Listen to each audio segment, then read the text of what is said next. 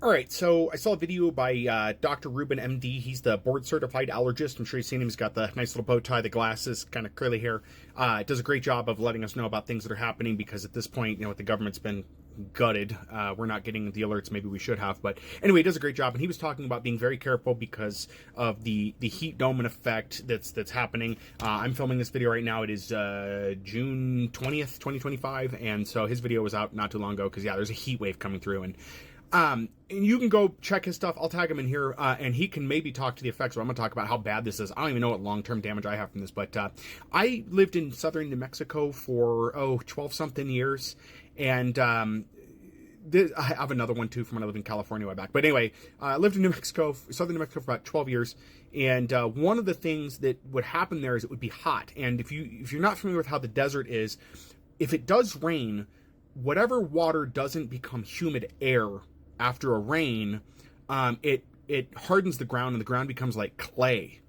And a lot of desert ground is like clay. It's very hard, and it's really good at reflecting heat back up.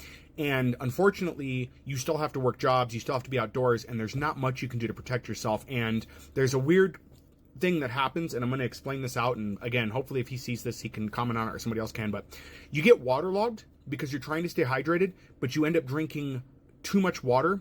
You get waterlogged, so you can't drink any more water, and it feels like you're holding all this water in your belly, and your body hasn't processed it yet. That's what it feels like. And so, but you have to keep working. And there are day after day after day I can remember where you literally worked until you dropped. And what I mean by that is when you got home, you may not have eaten or anything. You still have that water in your belly, but you just pass out from heat exhaustion. You just pass out, and you sleep for 4 or 5 hours, and you wake up thirsty, but you still can't drink any water because you're still waterlogged. And this happens. And I remember even on weekends when you're not working, you're still just beaten down by the sun.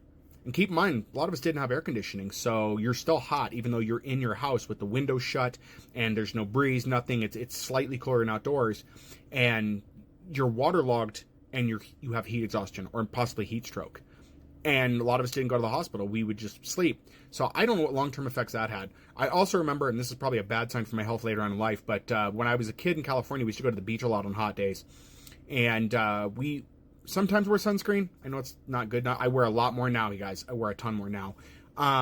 But we used to sit on the beach, and one of our pastimes would be in the evenings when everything would cool off, we would all sit in the living room watching TV, peeling skin flakes off of our back. Like big, just almost like potato chips. I know it sounds bad. Sorry.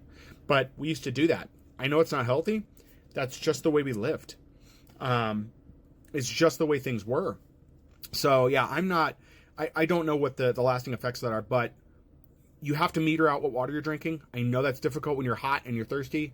And then also it's, stay out of the heat because, getting heat exhaustion and just napping all the time from that can't be good. Anyway, what's your experience? If you lived in an area like southern New Mexico, my experience was in Roswell, New Mexico. Gets very hot there. It's very easy for it to stay hot too. Again, we're talking about where it'd be over 100 degrees, maybe 105, 106 during the day. And at night, you're only getting down to like 76 or 70 degrees. It still feels okay, but it's still bad. Anyway, what have you guys experienced, and do you experience this currently where you just get waterlogged, you can't drink anymore, and then you get heat exhaustion?